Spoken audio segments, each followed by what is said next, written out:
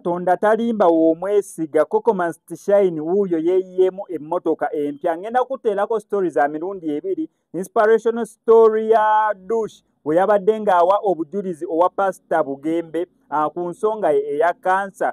Finally bamaala ne bakikonfaminga ali ku SMX Media yakigamba mbu yavaayo n'akakasa eggwanga nti talina cancer. However bulwadde bulala bwe bwali bulumuluma basooka lowooza nti yali cancer, kumbe si cancer. Naye before that asooke kuyozayoza Coco olw'okutuuka ku nzirusi ye esookedde ddala. Wali no ku SMX Media nze bantu basatu bakansuubiza essimu.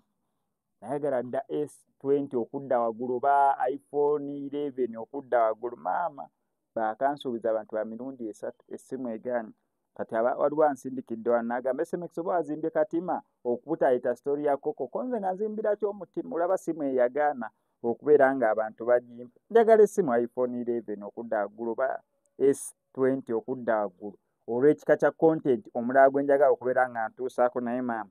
Sooke tuyozeyoze. By the way, osooka n'oyagaliza naawe n'ofuna katwagalize Coco emmotoka erimu musumwa mmotoka nnungi nnyo nange ginandyagadde okubeera nga nfuna suubireyo Nuwa zino zimodde empya. Yes, mmotoka nnungi nnyo wabeera agyeyiyeemu ani ate abalaba ku booda ne Emily twegamba kitiibwa kya Mukama okubeera nga atuuse ku lino ekkulu erifaanaganako bwe riti. So tubasabire birungi byereere emmotoka bagifunemu omukisa.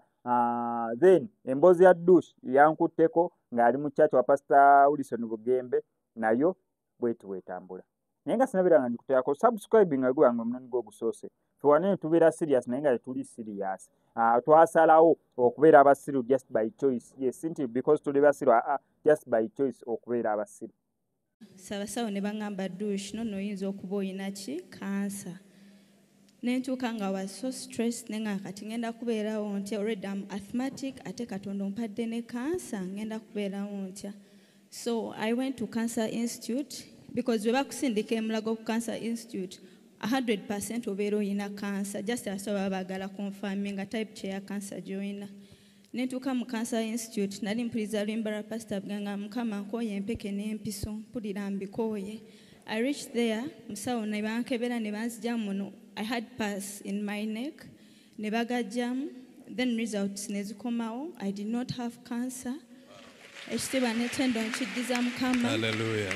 Nekya nebaza Mukama eyamponya okunama banaye nze nali nkunama. Wow.